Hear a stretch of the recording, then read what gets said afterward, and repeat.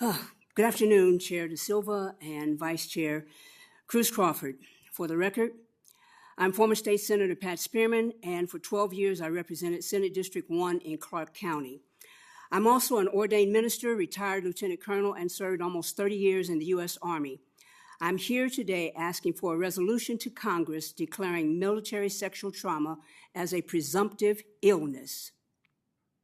I'm pleased to be joined by Dr. Renee Dickerson, former U.S. Army Sergeant, Kamala Lopez, the founder and executive director of Equal Means Equal, Sergeant First Class retired Dixie Thompson, and Reverend Dr. Maureen Mo Burns, former U.S. Army Drill Sergeant.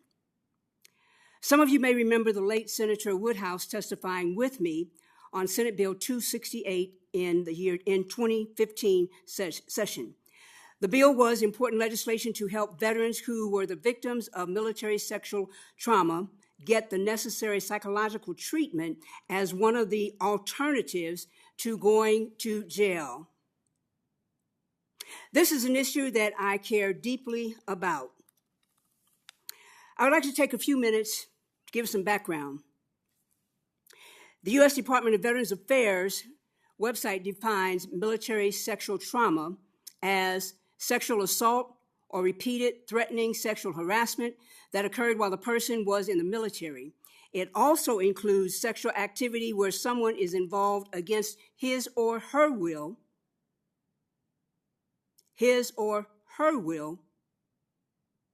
Other experiences that fall into that category of military sexual trauma include unwanted sexual touching or grabbing, threatening, offensive remarks about a person's body, sexual activities, and or threatening or unwelcome sexual advances. Both men and women can experience military sexual trauma during their service. In 2017, the bill that was passed in 2015 was set to sunset. But thanks to the chair of this committee, Senator Parks at that time, that sunsetting was eliminated.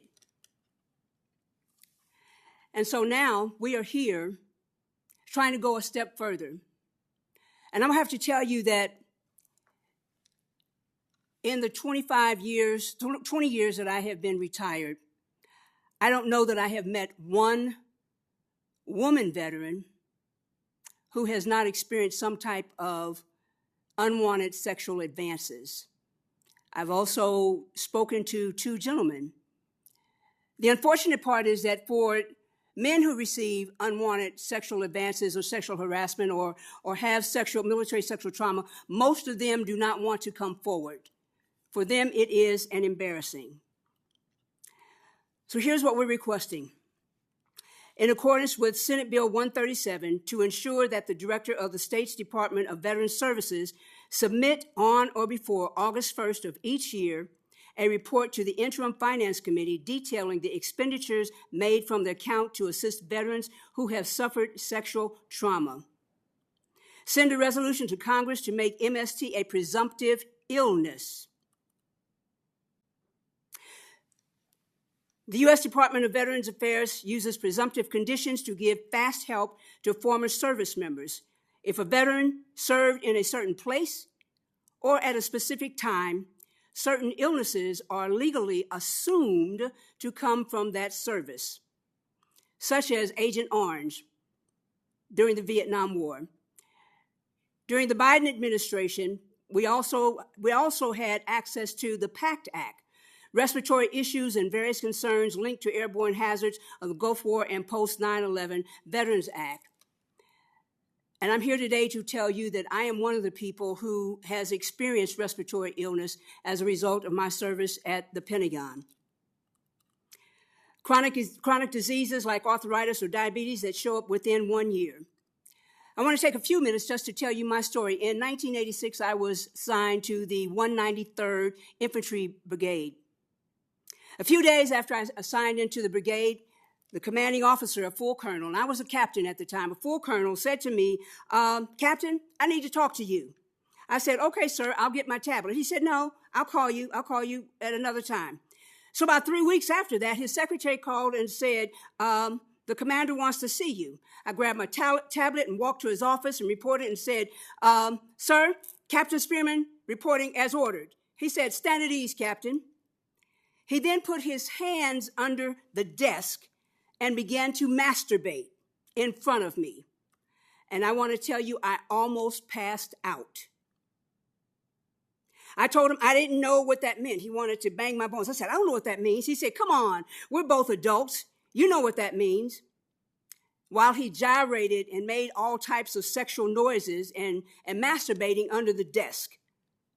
And it was only through the help of God that I just didn't pass out right there, because I saw what was happening and couldn't believe my eyes that this is happening to me. And I'd heard it from several other women in the military. After he finished that, he put his hands on top of the desk and started rubbing that crap all over his hands, telling me, "I know you really want to be on the fast track, so I can be very good to your career.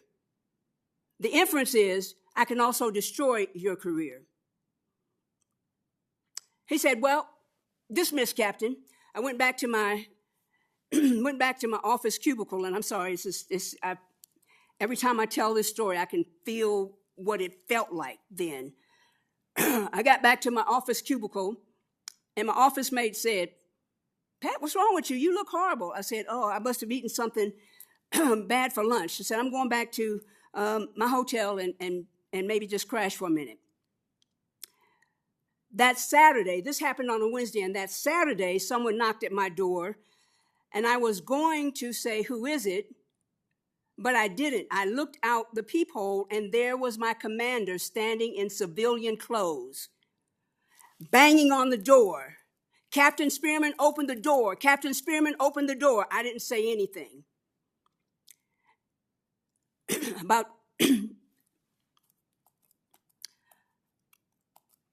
About 20 minutes later, the housekeeper, I heard her jingling the keys, getting ready to come into the room. I stepped into the shower and closed the curtain. And she came in and she was singing, and she came into the bathroom and she pulled the curtain back from the shower. And she was getting ready to scream, and I said, my Spanish may not be as good as it was then, but I said, "Cierra la puerta, por favor." She said, "No, no, no." And I said, "Please close the door." I said, "Please close the door." She closed the door, and I described my commander, who was still standing out there in the hallway. And I said, "He's still there?" She said, "See, you want me?" I said, No, no, no, no. I said, "Close the door." He went from one side of the hallway to the other side of the hallway. And when she finished with my room, she went down towards the elevator, and she said, "He's standing at the elevator now." And I said, "Okay, thank you." When she got ready to get off work, she came and knocked on the door, and she said, come with me." And she took me down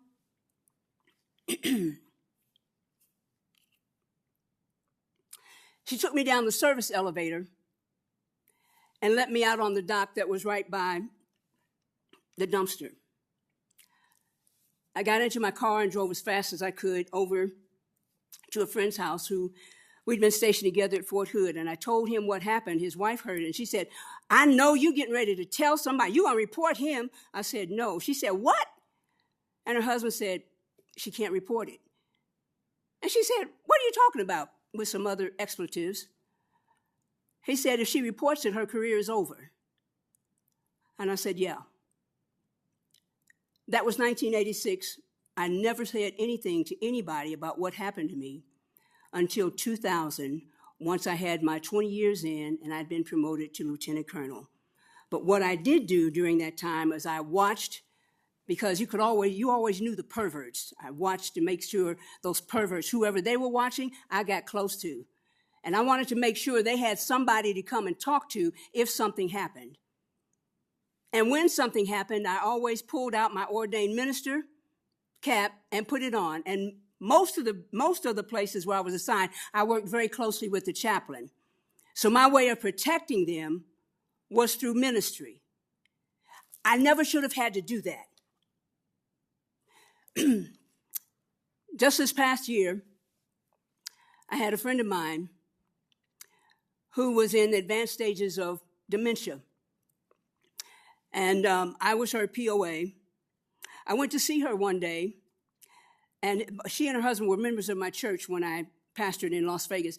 I went to see her, and she was falling asleep, and I said, Mother Peggy, I'm going to be here. Go on and go to sleep. So she turned over towards the wall, and about 12 minutes later, she turned back over towards me, and she started screaming, get out of here, get out of here. And I said, Mother Peggy, get out of here. I don't want to do that. I told you I don't like it. Leave me alone. And I said, Mother Peggy, Mother Peggy. I said, it's Pastor, it's Pastor. And she looked at me and she said, oh, it's Pastor. Now, my experience as a pastoral counselor and having worked with rape victims and people who have been victims of childhood assault, that told me something had happened to her.